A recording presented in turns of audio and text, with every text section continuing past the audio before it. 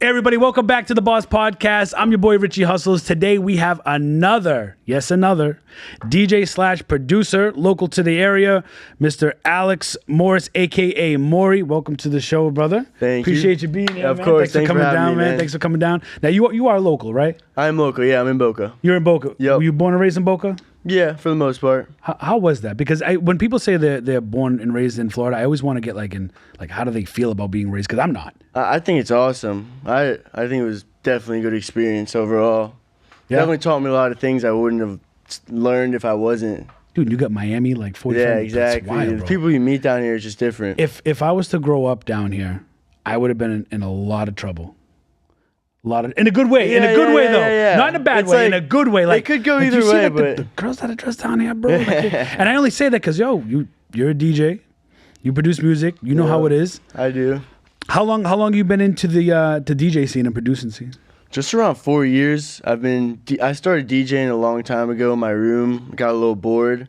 And then I progressively got like a bigger board. And then I got a bigger board. And then So when you say board, what do you mean board? Like you got like the beat board? like a little DJ spin board. Okay. Where 2 decks on See, each they didn't have side. that when I started, because I'm a former DJ. Oh, yeah, So I I've remember. DJed 17 years up in Boston. They didn't have that stuff when I was. Really? Dude, I was carrying record crates. That's insane. We had records, bro. Vinyl That's records. insane. Yeah, no. Vinyl records. You I've had. played on those, but it's definitely weird too. It's strange, Yeah, right? yeah, Because for yeah. me, it's crazy to play on a computer, and that's when I kind of stopped. Was when like Serato was coming out. Exactly. Little That's after what I'm Serato on, came Serato, out. So you like Record Serato? Box. I'm on all of it. I started Serato, and you need Record Box to use USBs and stuff. So I have all of it.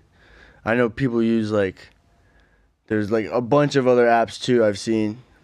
I need to get caught up with the whole thing, because like back in my day, we would have to bring sometimes I'd have to leave a record case in the car.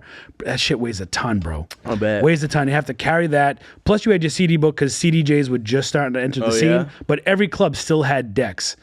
Every club still had decks to the point where it was automatically set up for you in the clubs. Okay, yeah, that's kind of how it is. I feel like you have to bring your own equipment here. It depends on the venue. If it's more of if it's a nightclub, Live Miami Dare, they all have in-house equipment. But if you go to more of a restaurant, private event gig, you might have to bring speakers, your own equipment. It really just depends on the venue. So you started DJing 4 years ago. Yep. What is the genre of music you like to play, or what do you play? I love playing house music. Yes. Yeah. House gang, Yes, man. sir. Yes. Yes, sir. And you produce music as well. Yeah, And I produce house music, Go to tech house music. all that, techno. Hell yeah, man. Yeah. And you've been doing the production for. Just around a year and a half, and I definitely have a lot to learn, but I'm finally getting to the point where I'm like, all right, this is good enough to put out there, because I'm a perfectionist. Okay. So I have hundreds of unreleased songs. I probably won't release them, but now I'm working on it for 3 or 4 that I'm like, all right, these are good. Do you feel like that works against you sometimes, being a perfectionist? Oh, 100%. Because you're just 100%. you're I want to put this out there, but Yeah. I think I need to do X, Y, and Z first. 100%, but it's it's just the way I am. It has to be at least to a point where it's all right, this is good. This is good enough to put out there. There's things probably no one notices that I'm just all right, it's just scratch that. And you know? you're playing all over. Yeah. Where are you? basically. Give me some of your top 5 places that you've played at.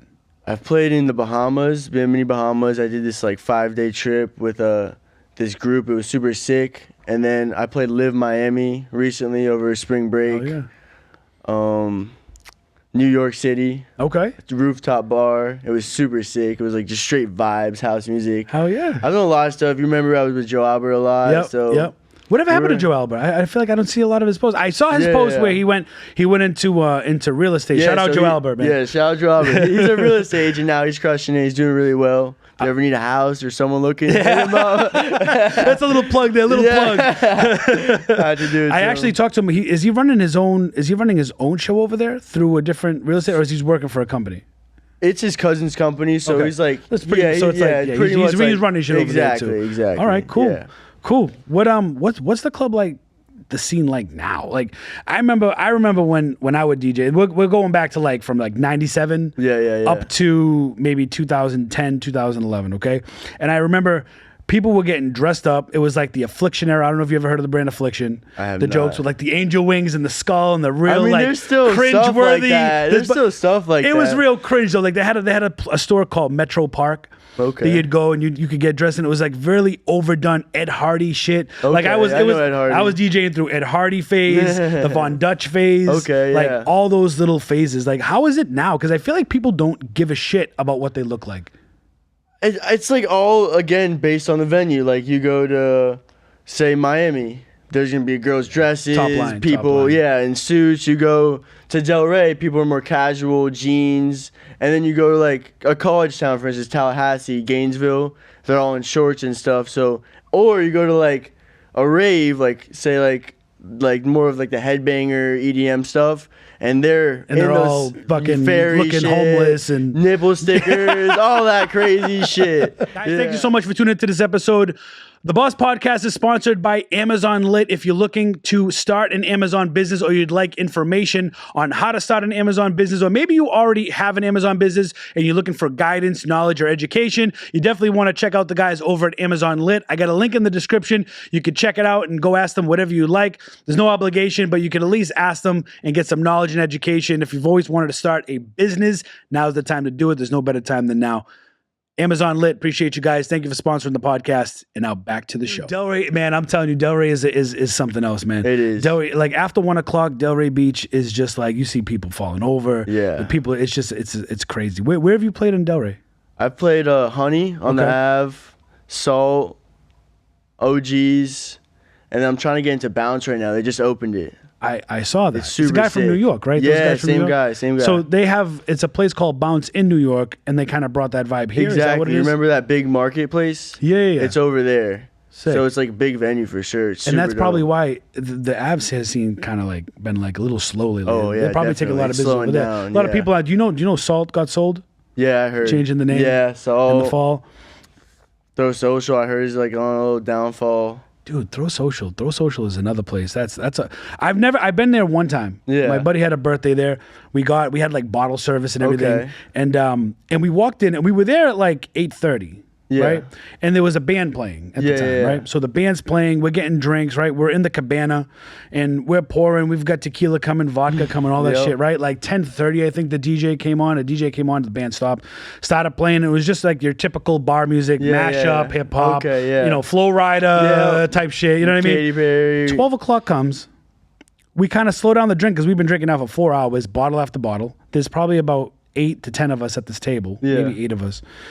And they're like, okay, we're like, okay, can we get the tab for the drinks? And we'll just order our drinks separately. We don't need the table because we ordered like 4 or 5 bottles. We were already like $2,000, $2,500 in. Exactly, yeah. And they were like, you got to leave the cabana because you closed out your tab. And I'm like, what do you mean we have to leave the cabana? Didn't we get the table for the night? Like, we're still going to order drinks from you. Yeah. We still get the waitress. Like, I'm still drinking. Yeah. I know at least 5 other people are drinking. Why do we have to leave? They're like, because you're not doing bottle service anymore. Yep. Like, literally, at the time, there was nobody in those cabanas, bro. Yeah. Nobody was there. And we were just like, fuck this. We walked left. We walked across the street and went to Salt. All opportunities to get people out of those to sell more bottles and No make one more was money. there. It doesn't make Shit sense. was 12 o'clock. They had an hour and a half does not left. make sense. Oh my God. It's And ridiculous. Since then, I haven't been back to Throw, but I heard Throw was a fun place. Yeah, I heard it's a fun I haven't place. been in a while.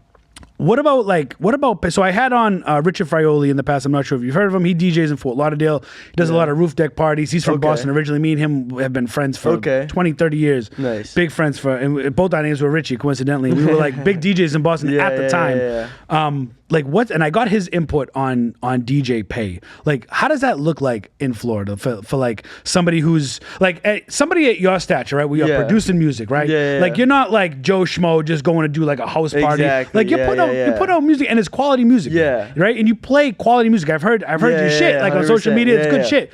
Like what do you get? What's money look like with you? So it's just like there's a few factors to it. So you either get paid flat fee, hourly, or hourly plus commission and stuff on ticket sales. Wait, they pay a DJ hourly? Yeah, I get paid never heard hourly that. most of the time. Really? Yeah.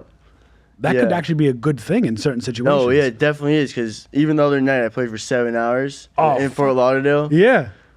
Nice check. Dude, That's all I gotta say. Yeah. Damn. Okay. Yeah, All right. so- Any of these places giving up a percentage of the bar? Because that used to be my negotiating So that's thing. like a thing, but that's more of like a promoter thing. Okay. So like, for instance, promoters will work deals with the venue, and then they'll hire me, and I know about their deal. So I'll be like, well, if I could bring 50 people who are gonna buy tickets and spend X amount at the bar, you're gonna cut me off. And they're like, I got you. So it all depends on venue again, and whether you can bring people, your brand, if people come to see you, because that's all it comes out to.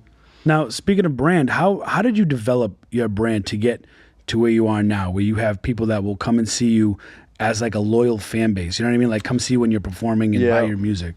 That's where it all comes down to content, interacting with like people, helping people out, and music, making music, releasing music.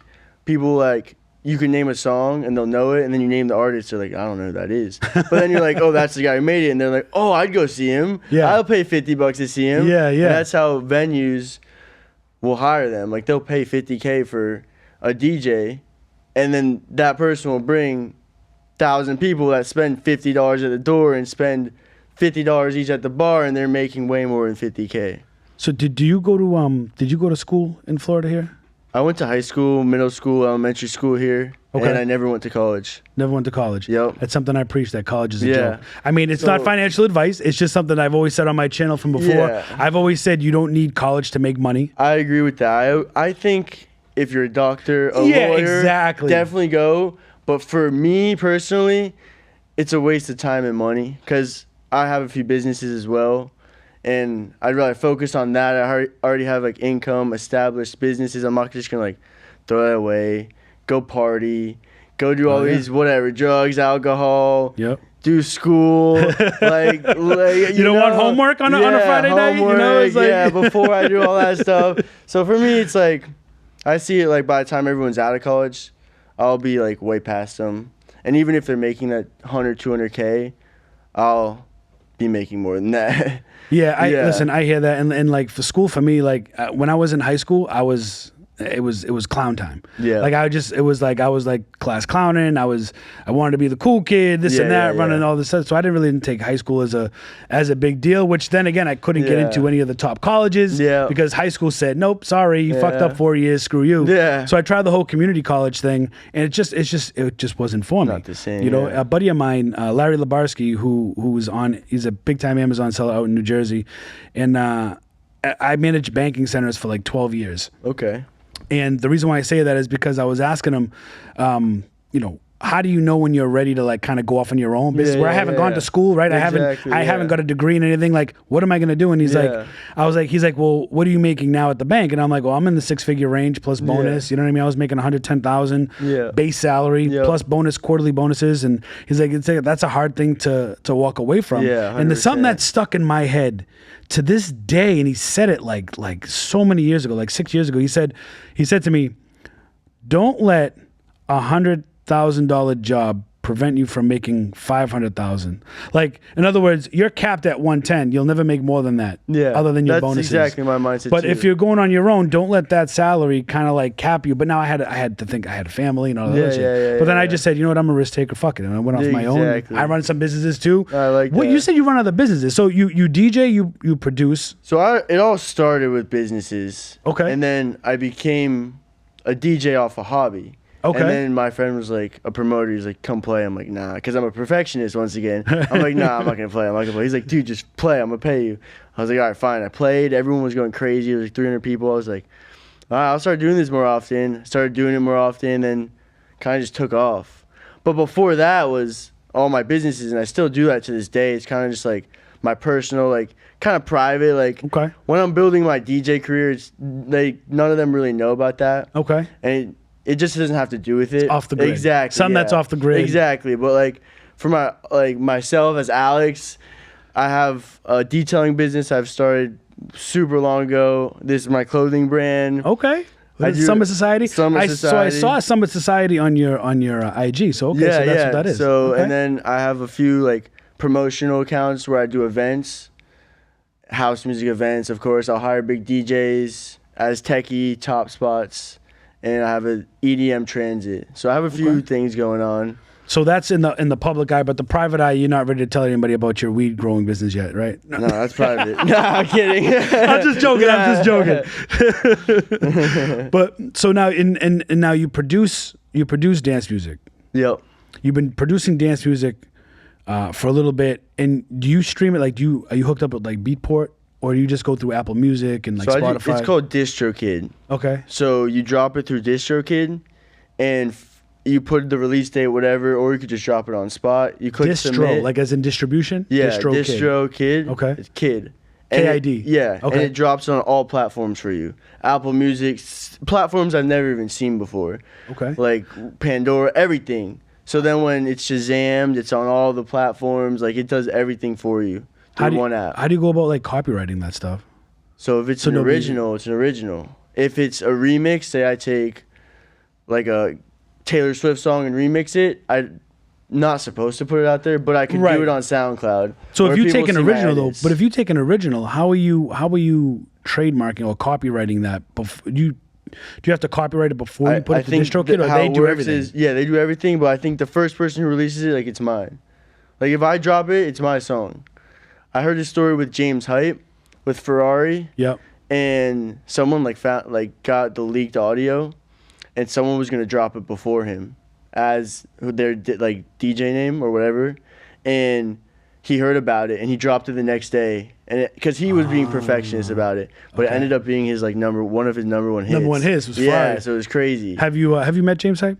No, yeah. he seems like a fun ass dude. Oh, for sure. His music, I noticed talented. his music, like his production style, like his beat and kick seem very similar on a lot of songs. Like he uses the same style. Like you could tell it's a James. DJs, you can tell it's a James Hype they have track. a like niche style of the way they make music. Yeah. For him, you definitely can tell he has like the synths, the kicks, the hats, like certain things you hear, like that's James Hype. Yeah. But as a DJ, I think he's one of the most talented. Like he's one of the only DJs that actually uses every single button, every single set, right, to the max. Dude, I've seen some of his clips. Like, and you know he's doing it. I know he's actually doing it. Because I'm looking at it and I'm like, there's a lot of DJs out there that'll like act like they're doing it, and you can catch that one imperfection. It's like, why is the crossfader on the left, but you're working on the like? Why is it on the left and you're working on the like? It's it's a little funny, but I love his energy, man. His energy. It reminds you of like I used to be crazy, man. I used to hop on the decks. I used to stand on top.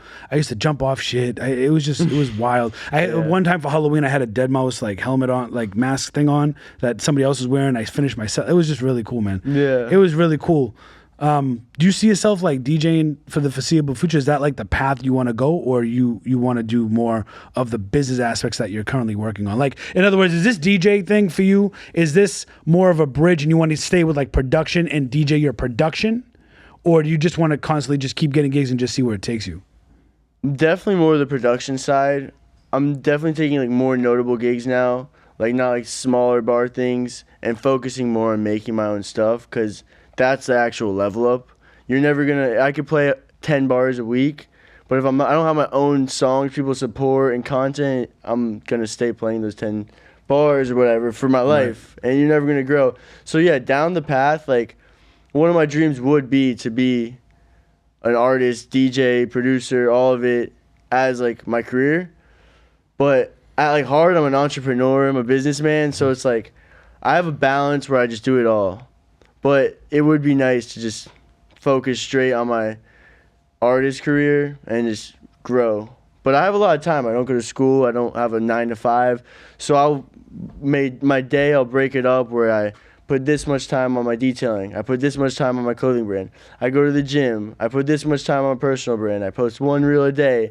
I work on my music for X amount of time. So it's all really balanced. I need to figure out how to get more time to go to the gym. That's the one. It's literally it's the one thing I struggle with, man. And I'm not trying to make an excuse. Like sometimes I'm up 6 a.m. Yep. and I tell myself I just don't have time. Yeah. Like it's crazy because I feel like I do have time, and it just to take, it doesn't have to, I feel like I work myself up in my head, like, oh, I don't want to go there for an hour and a half. I could be doing this and getting this finished. Yeah. Because, like when you're working multiple businesses, it's hard to like like to allocate your time, especially because like in my situation where I'm home and I got kids and I have to pick up from school and my wife works, and it's just like my time is so spread out with so many things that I think I talk myself out of the gym.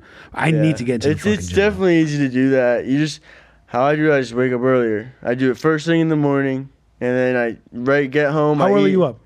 I usually get up like 6:30, 7 a.m. Okay. I eat breakfast, go to the gym, come home, shower, eat, and then that's what I did today. What are you eating for breakfast? Because you're in pretty good shape, bro. Like 4 egg whites, 2 bagel thins every morning, strict every single day. Yo, Christian, shout out Christian, the producer over there, man. Listen, you're vegan, right, Christian? Yeah. So he's vegan, so he don't mess with a lot of shit. He feels what I'm saying. You know, you know what I have breakfast? I have an everything bagel with whipped cream cheese, coffee, a little bit of creamer. Yeah. You know that bagel that's like 6 slices of bread compacted into one? Yeah. Yeah. It's it's one of those things where it's like I feel like I could give up, like if we're talking about like dieting and shit, I feel like I could give up bread, honestly. Yeah. I don't think I could give up cheese. Cheese is a big one for me, man. Yeah. I put cheese, listen, from the Italian, it's just cheese is on everything. Yeah, it is. Cheese is on It everything. really is. I eat cheese with cheese. Like, and you know what used to be a big thing for me that I don't do so much now was I used to drink a shit ton of milk. I don't know what I would crave milk. A little bit, like even if it was just a little piece of chocolate, crazy. like a mini chocolate, and I would just down milk. Yeah. I would have to have milk with the chocolate. So no matter what I was eating, Doritos, milk. Pasta with milk. What a nasty combination that is, right? Pasta with fucking milk, that's gross. But I used to do that, but I cut out a lot of milk, and I don't have creamer with my coffee anymore. I have a little bit of milk with my coffee, and then maybe sometimes during the day I might have some milk. But you don't even do milk. I mean, which is very, I honestly don't. It's not like I try not to. It's not really in my part of my diet. So what is your diet? So you eat egg whites in the morning. Yeah. What you said bagel thins? Yeah. Like what is a bagel thin? Super thin piece of toast. Is it like a cracker? No, it's a piece of toast, but it's like this thin. Wait, I think I seen those. They sell those, right? The little bagel thing. Yeah. It's like the smallest. I think I've seen that. Yeah. Yo, it's it looks like a carb compressed for extra energy in the morning. It's a super compressed bagel. Man, I feel like a fat fuck man talking about this shit right now. I'm a freak about health. What are you doing for lunch? I rice. Because you're on the road, right? You DJ, you're producing. You live your busy life. Yeah. What are you doing for lunch? I usually I go home, I eat chicken and rice, or I'll eat Chipotle. Fresh Kitchen. So you sneak a little bit of bullshit in there. Yeah, a little bit of bullshit. Like it's clean enough. It's not like bad. Are you a late night snacker? I'm not. Oh, I used to be. Yeah, man. I used to be too. But what did you used to late night snack on? Because I'm gonna tell you that the Christian's gonna laugh again.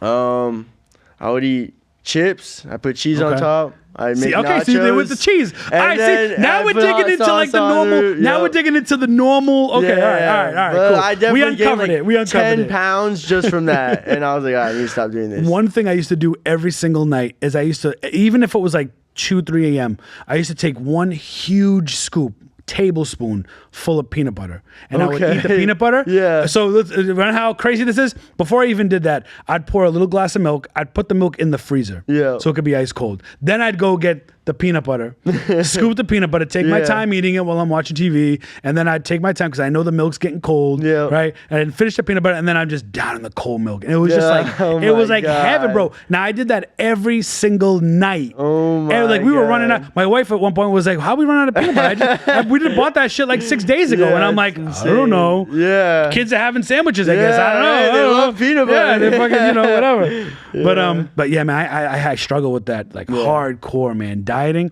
I think I could get to the gym. It's more so like the dieting. Yeah, it's hard to diet. And you could like work out really hard, but if you don't eat right, you're not going to see. See, before I meet my wife, I've been married to my wife 11 years. We've been together 14 years. Before I met her, I was in the gym twice a day. Yeah. Combined maybe 2-3 hours for the day, right? I was 205, but I was a big 205. I was bulking. I was in the club. I was DJing. I had to be that guy with the crystal shirt and shit. You know what I mean? I had to be that guy.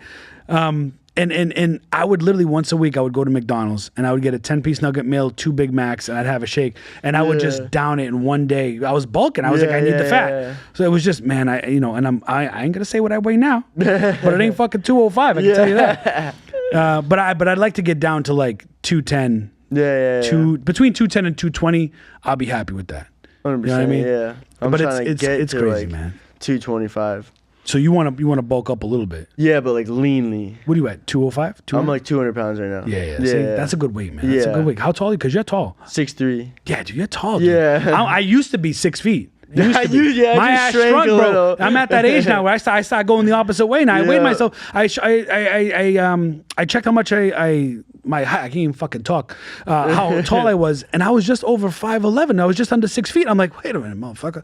I was like, insane. I was literally over 6 feet, and people were like, yeah, all right. I was like, I got my license to prove it. It says 6 feet, bro. Yeah. And somebody pointed out to me, they were like, bro, you literally tell them Yeah, how tall you you do. are. You tell them, and I was like, well, I was 6 feet. I'm like, well, I was 6 feet, and I'm going the opposite way. Yeah. Oh man. Now that we've exposed, my miserable fucking self, when you're streaming content, you're putting it to the distro kid, right? For music, you got your music out there. Yeah. What do you make it per stream? I was picking my buddy Richie's brain a little bit, and he was telling me some numbers, and I was actually quite shocked. Yeah. Like what is that paying to stream music through like certain platforms? Like do you get royalties per streaming? It all depends on like how many views you get, how stuff like that, how many people save it. Oh, really? Even if they save it? I think it's all, honestly, I haven't been paid from my music yet. Okay. I only have like on Spotify, I think I have around like 5,000 monthly listeners, but I only have 2 songs out. Okay. And then on But you got 100 on deck. Huh? But you got 100 on deck. You said What you do got you like mean? 100 of songs that, because you're a perfectionist. You've got 100 songs that you've so worked on. many unreleased songs that I just like, they're not going anywhere. You gotta get them out there. I know. I could like definitely go like tweak them because I keep getting better and better, and then I go back to it. I'm like, all right, now I could tweak them.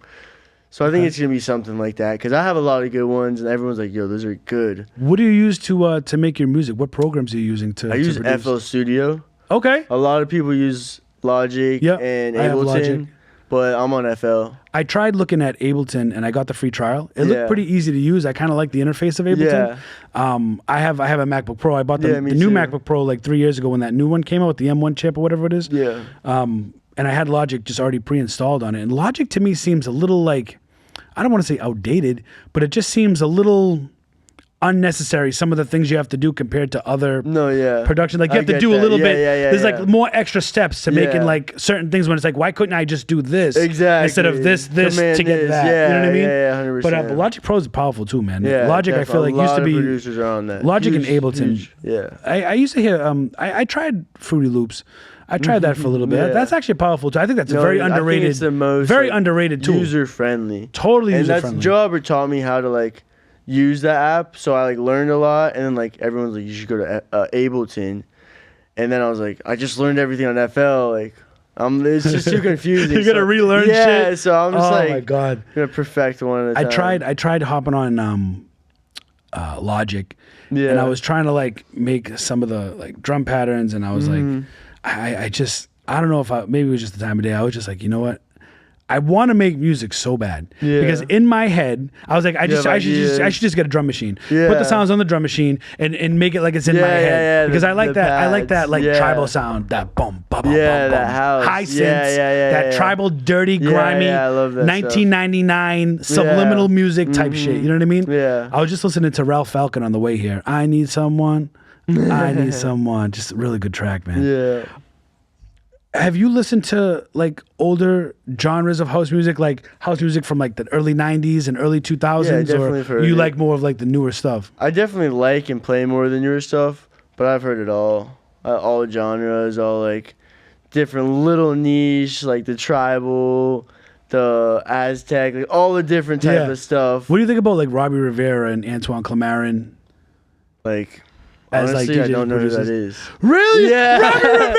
No, You never heard Robbie Rivera? No, I have. Christian, do you know who Robbie Rivera is? No. I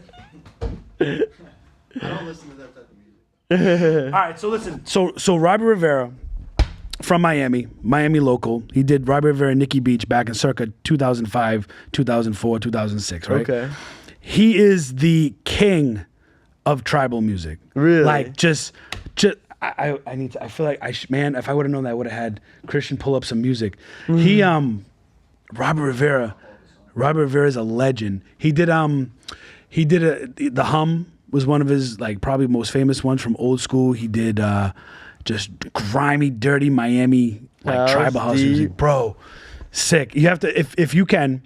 Do me this one favor when we leave. Yeah. Just look up Robert Rivera. Okay. And look up a lot of his tracks. He did like Back to Zero. Yeah. Antoine Clamaran too. Antoine Clamaran, Okay, another same type of powerhouse. vibe? Same like a boom. Okay. Boom, Yeah, boom, I love boom, that stuff. boom. Deep. Like just like yeah, grimy. yeah, And you're yeah, like, yeah. oh yeah, my the God. face, yo. Antoine Clamaran and Robert Rivera actually did a track together. Yeah. I can't remember the name of it, but it was like it was wild, man. I might even insert some music here just to kind of give the audience a reference to what I'm talking about. But Robert Rivera was like my favorite like DJ going through my era of DJing. It was like Tiesto was big, but he wasn't like as big as he is. Yeah. You know what I mean? What do you think of like something Tiesto and some of these trance DJs like Hardwell? Because I used to love playing like that yeah. real hard. I used to play tribal. Yeah. But I would also bang out like, have you heard of Scott Project?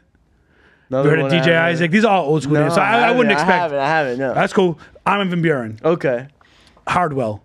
I know Hardwell. So Hardwell today is like how probably Scott Project was probably even a little bit harder back in the day.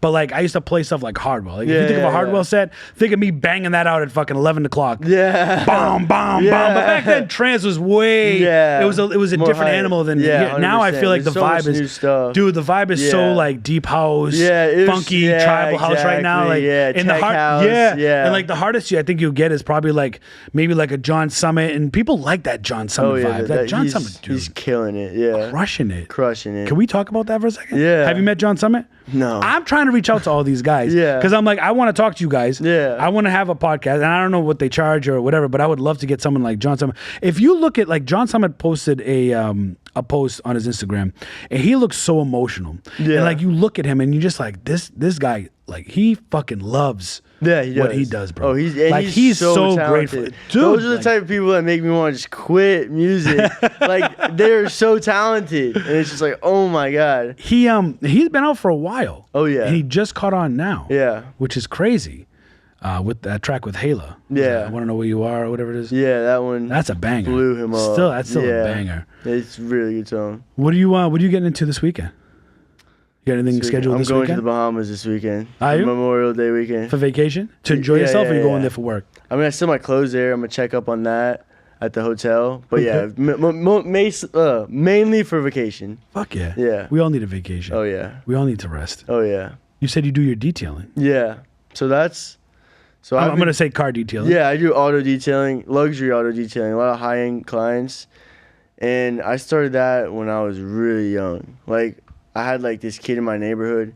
He would come and like I would work for him, but I was like 10 years old. Okay. He was like say 15, and he would just be like, all right, let's go wash cars, let's go wash cars, and he taught me everything. And then eventually he went to college, and when he went to college, I wasn't doing it anymore, and that's right around when COVID hit.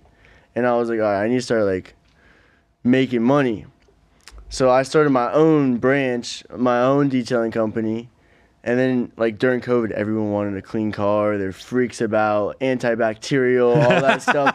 And for like 6 months straight, I was booked every single day. You can wash my car, but put on your mask. Yeah. You can wash my car. I would pitch them the kills 99.8% of the germs. They loved it. That way, if you do get sick, Yeah. listen, there was a 0.02%, all right? I tried to cover myself, all right? I didn't say tried it was my 100%. best, yeah. I tried my best, you know what I mean? No, You know, just- unfortunately, it just is what it is. Said, It is what yeah. it is. Yeah. But yeah, that really took off. That was my first business. Oh my God. It's funny to hear because I know you said you grew up here in Florida. Yeah. And it's funny because you're like, yo, let's go wash cars and make money. And like Yeah, up yeah, north, yeah. I'm from Boston. So it's like, if we wanted to make extra money, we'd go shovel driveways. Yeah, it's I think I'd rather wash opposite. cars. I think I'd rather Yeah. wash cars and shovel It's- driveways. Honestly, it's brutal though because it's so hot It's here. so hot. It's so hot. You're dying. It's like you're in the sauna all day.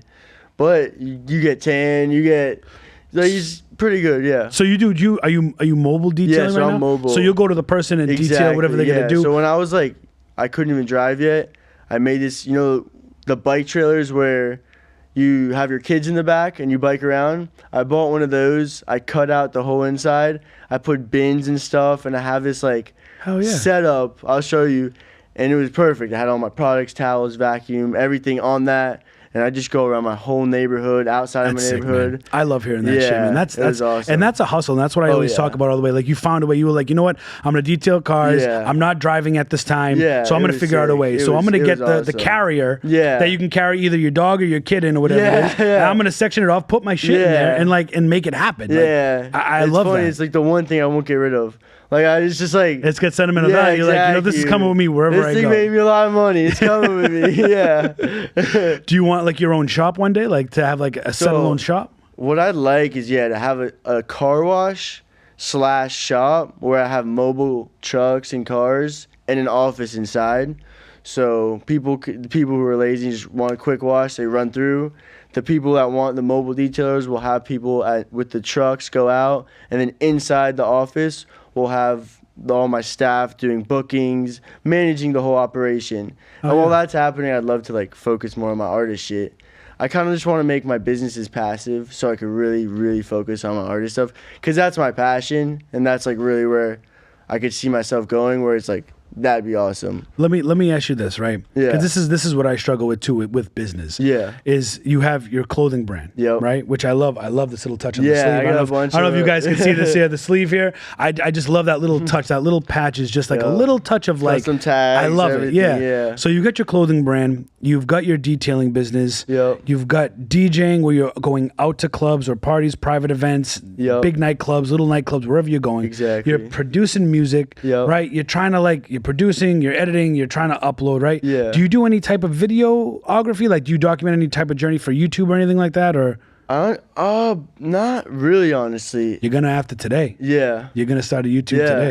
today. I preach it all the time. Yeah. But before I even get into that, like one of the things I have trouble with, and I heard you say it when you were talking about your detailing business, is you said, you know, my passion is DJing and like Exactly. making music. I Making love it. music, Like, yeah. and I always felt like that with a couple of things. Now, are you in a place where you're like, you know what? I'm doing detailing. Detailing's bringing in money, bro. I Yeah. want to keep doing this. Why would I stop doing that if it's That's bringing in exactly money? where I'm at, But yeah. I really want to do this, so, like Yeah. meaning like the Yeah, DJing yeah, and yeah, stuff. yeah. So like, how would you make the transition? Would it be like one of those things where if DJing and producing was to take the place of what detailing was coming in, or would you like go off and do DJing and production? Wow, did you hear that one? Production. That's gonna have to get edited out. No, actually, we'll probably keep it. Now my fucking train of thought. So you're doing that, but like, would you have somebody else run? Would you keep it alive? I guess is what I'm trying to say. So I feel like if I could get it to the point where I want it to be, where it's that car wash, the office, the mobile detailers, and I get the full team.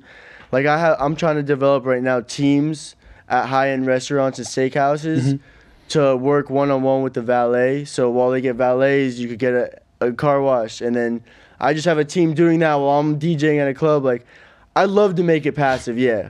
But then if I do blow up as a DJ and I'm getting paid $50K a show, whatever it is, a show, raking in money for my music, and it's not where it wants to be, I probably would just let it go, or I'd sell the business, honestly. Let me ask you this. This is a hard question to ask, but I'm gonna ask it. Shoot. Okay, you ready? Yep. You're DJing and you're producing. Yep. At what point, if you don't get to where you want to be as a DJ or a producer, as time goes by and you get older, Yeah. right? At what point do you say, okay, I really want to do this, but it's not bringing and it's not working out the way I want it to? Would you say, you know, I have to go a different direction? Or would you stick with it until it does work? So that's Meaning like there's no plan B. So that's exactly, so for me, my mindset is there's no plan B, because I know I will be where I want to be. Love it. But say that does happen, which it probably is not going to, but say it does. That's why I have the clothing brand, the detailing. So I could still say that blows up. I make tons of money. I could literally pay clubs, like, here's 2,000, let me play. So it's like hand on hand. Do DJs do that? Will they do that if they want to get into like a big place just to have like that under their belt to say like I played there? It's not like, definitely some do, but it's almost like a DJ will come and be like, I'll sell this many tickets, and like say it's $10,000 worth of tickets, and they could buy them themselves. They could tell all Right. their friends. They could, Right. So you kind of can, yeah, you can. I'm not saying it's a popular It's an thing. that's but an yeah, interesting yeah, concept, you like to try can. to like get the Yeah, notoriety and to like exactly, have yeah. that club under your belt. Like, yo, I DJ'd at some of Yeah. the biggest clubs, but meanwhile you slipped them like $2,000. Like, yo, Exactly. let me play here. Like Here's you could $2,000, definitely do $3,000. that, but like all these clubs care about is money. Like, so whether you're an amazing artist or not, yeah, they might like you, but like they're hiring you to bring people, get their bar sales up. That's the main reason. Do they expect the DJ to bring like when you hire John Summit? Yeah. You know that John Summit's going to come just because he's put out music. You Yeah, know yeah, that yeah. people like John Summit. Yeah, sold but now out. if we're not talking about at a John Summit level, Yeah. right? We're talking at about a local level. Yeah. They hire a DJ. Do they expect that DJ to bring in X amount of numbers, or do they have promoters that do that job? And how do you feel about that? I think they like, even if they don't say anything, I think they always expect the DJs to bring, whether it's their friends, some of their family. A lot of these bars, they'll hire frat kids, so they expect them to bring their frat brothers, Colleges. the sorority girls. So like, it definitely, they always expect it. I don't know if they're going out of their way saying like you have to, Right. but they It's kinda definitely like an unwritten yeah, rule, Yeah, like- exactly. And it's like you post on your story, like you're posting on social media, or texting it to your friends, hey, I'm playing here. People are gonna come, you know.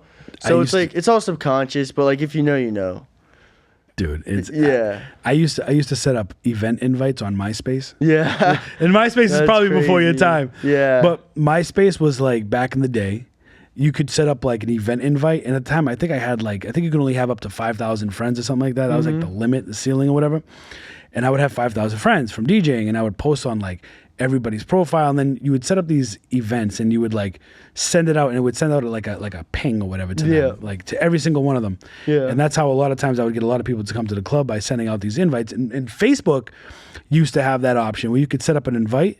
An event rather, Yeah. and when you would go to invite everybody on Facebook that was in that event, you could invite all your friends with like one click. So like I could do click That's all, sick. invite everybody. Yeah, You can't do smart. that anymore now. Yeah, no. They look at that as like spam, and I'm like, bro, it's a Exactly, social yeah, fucking network. yeah. I'm trying to socialize. Yeah. You're literally telling me no, you can only talk to 5 people. Why? Yeah. It's stupid. Yeah. How do you feel? Like what do you? So okay, so you got to bring people to the club. How are you implementing that? Is it via text, via social media? So for me, I have a bunch of sub promoters. Okay. So I'll Smart. have Very smart, by top the way. 10 Very smart. studs. I'll say each one of you bring 10 girls, and he put it on your story, tell all your boys to come. They all bring 15 people, 10 times 15, whatever. That's a few hundred people right there. Then I'll hire a bunch of DJs that more popular frat, whatever it is. They each bring 5, 10, 15, 20 people. 5 times that is another 300 people. And then myself, I usually DJ at my events. I post it on my story. I tell everyone to come out and see me. So I could bring a bunch of people, and then it's mainly the sub promoters, though. I Does have a anybody bunch of flyer sub anymore? promoters. Does anybody flyer anymore? Yeah. There's still Yeah. flyer, like physical Yeah. flyering. Yeah. Going to cars, parking Colleges. lots, It's- putting it on the they're not windows and shit. More or less of that, they'll go to like FAU because Right. we're in Boca. Yeah. Whatever colleges, and they'll go on campus. They'll throw them all every like place, and people will get pissed, like teachers and shit. But Yeah. it definitely works because people are, what the fuck is this? That's what I'm gonna do Yeah. for the podcast. Yeah. Yeah, dude, I got a big QR code. I got business cards. But you know, Yeah. business I cards. mean, posters are better, but like yeah. you put posters around. But I'm thinking, I'm like, man, if I had a team of like 2 to 3 people Street team, that would, yeah. a little street team Yeah. to go out and say, hey, you get X amount of money per hour. So let's that's like crank these another out. thing in the promotion thing. A lot of people get wristbands, and they'll have street team for the events, and they'll say like whatever, free shot, free entry till this time, free drinks till this time. That's their perk for like. And they'll go up to people and say, hey, like you have to put this on. They put it on them, and like this is valid for tonight only. So like a group of 5 people who just gave it to you, they're like, oh, let's go there. And then all these people come drink for free for an hour. And then after that, they're all there and spending money, bottles, packed. They're having fun. Dude, it's so fortunate to have some place like an FAU here in Boca. Yeah. I know where's FIU? Is that in Miami? Is that towards Miami? No, that's Fort Lauderdale, right? More Fort Lauderdale, yeah. And then what's the college in Miami that everybody talks about? UM. That's what it is. Miami, University of Miami. There's a lot of big, like UM's a big ass Oh, college. it's huge. It's beautiful. Do you guys go to like South Beach and like promote stuff? Like, so check this out, right? Yeah. Back in the day, right? And I'm gonna expose how old I am right now. Back in the day, when I was starting to DJ and everything, I started with 2 Newmark vinyl turntables. Okay, yeah. They were fucking garbage, okay? But they did the job, right? I had a Yeah. little mixer, 2-channel mixer. Yeah. Newmark. It was just like a Newmark set, right? I mean, Yeah. the Newmark, they weren't Techniques. I couldn't afford Techniques, Yeah. but I definitely got the Shure needles. You know what I mean? I had those nice bullet Yeah, needles. yeah. And when we would DJ, if the needle broke, you had to have an extra spare needle or else you weren't DJing anymore before CDs, right? So ancient. The way I would promote is I would there's a street in Boston called Lansdowne Street. They had Avalon nightclub, which was like a historic nightclub down there. On the Ave. Embassy, all that stuff. And I would make these mix CDs because there was no digital, nothing. It was mix CDs. We'd have a guy that would burn us 100 CDs. We'd pay him like $300 something to burn 100 CDs. It was expensive as fuck. Yeah. And then I would take those CDs because he would have a laser label on the CD. And it looked like a professional CD. And I would go down to Lansdowne Street, bro. I remember I had like a goose down jacket on. It was like fucking 12 degrees out. Yeah. And I'm sitting there like handing out CDs, right? Until people started recognizing my name and all that other stuff. And then eventually I was selling my CDs $5 because now my name, DJ Play, I remember that name. All right, cool. $5, right? So then I was like hustling CDs. I was going everywhere, and then mostly I gave my shit out for free. Yeah. But it was like a different time to promote. Like flyering was everywhere. The streets were littered with flyers, bro. I saw there was like an ordinance in Florida, like you can't flyer or something. It could be like littering or something if you get caught flyering in certain towns, maybe. I haven't heard of that, but Which is a good makes thing. sense. Which is a good 'cause thing. Most of them do end up on the floor. Whether it's you put it on a car, you hand it to someone, Right. it's gonna end up either on the floor or the beach, wherever you're handing them out. Right. There's like probably very few that keep them and go. So it's like the wristbanding is definitely more effective now. And that's why I want to kind of try like the flyering and business cards where I put the QR code, because my hope is that, listen, I'm not asking you to bring this flyer to the club for free admission, or I'm not asking you to the hold on. best thing to Just do- scan the QR code and that's it. I think the best thing to do is just meet people and shake their hand. Tell them your name. They'll never forget that. Even if you just like, versus giving them a business card, like, they're the same thing. They're going to throw it away. They're going to get lost. When you shake their hand, you get their number. Then you give them a business card and you hit them up. It's business, you know? I definitely like that. Yeah. I definitely like that. Word of mouth is also like the best of the best. That's how I grew my fanatical detailing. Everyone was like, I started super, super cheap prices and it was competitive. No one could beat them. And that's how I blew up. Within the first 6 months, I was booked out, and I was like, okay, this is where I raised my prices. I raised them almost probably double. Like I started like full detail $60. Now full detail is like $400. So I just kept on progressively going up and up because I knew my value was there, my worth, and the word of mouth is just, even to this day, I still have people paying me $400, recommending their friends and family, and they pay me $400 plus a tip. So it's like, word of mouth, shaking people's hands, way more effective than flying, business card, door to door. And I think you are absolutely correct. Yeah. Which is why I thought for this podcast channel that I would do some live content, some IRL content, that's where I go out to #1 the Ave content. with business cards, with my QR code, talking to people. Say, hey, have you heard of the Boss Podcast on YouTube? Yeah. No, check this out. And like getting people to scan the QR code live, having someone holding the camera You know what could while be I have the cool? mic. You know what I mean? Get a custom shirt with like the QR code on your back. Ooh. And you can just be like, yo, and people will just scan it. Like you're walking by, they'll just like, what is that? Put it like a QR code on my crotch. Like, hey, listen, bend down, take a picture. No. I mean, front and back. If you put a little QR code here. People are curious. on the and back. You'll see if you walk around Meisner, the Ave, all the poles have just QR code stickers. You have no idea what they're to. Right. People are nosy. You're People are curious. curious. They're going to get scanned. Yo, you just get with the shirt. I'm totally doing that. No, and people- it's gonna say scan me, and I'm People gonna at have my random school fucking that people used coming to up to me. wear white shirts and they put Sharpie and they put their Snapchat on it. And girls would add them, guys would add them. Like, Oh my it's just God. branding, marketing, it's key. How many social medias do you have? Speaking of social media, Too many. all of them, right? Too many. Like Yeah. you get the IG, the X, I have so many Snap, different accounts. right? Like all that shit. I got it all. I just started snapping again because somebody was telling me that they make like thousands of dollars with Snapchat. My friends and I'm like, have how It's are with you the- making money with that? But it's with Spotlight, right? Spotlight. My friend, he told me about it. I was like, dude, no way. I was like, no way. And like, next week comes to me, he's like, look what Snapchat just paid me. Check for $7,000. I was like, Well, do you know how that many was views one that took? video he got. How 4 many views million views or something. 4 million views. This was when it just started. Yeah. Like, this is when they were paying the most. Right. Like, this was almost probably 2.5, 3 years ago. But it was like, Damn. I was like, I dropped what the ball on hell? Snapchat. I stopped using Snapchat because Yeah. I feel like for like the old, we would just use Yeah. Instagram, Twitter. Like I don't even use Facebook that much anymore. I feel Facebook has took a turn for like the I worst. feel like it's just most important to use your social medias to connect with your audience, to actually like you for what you do. Well, if the algorithm Yeah. lets you, Well, that's why you have to know the algorithms. Right. Like, I know the algorithm down, how short, watch time, good hooks. There's so much that goes into it that I'm still just realizing, like, wow. Like, do you how ever did I- live stream your sets?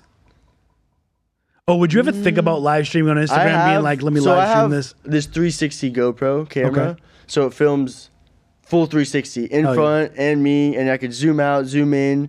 I could go side to side.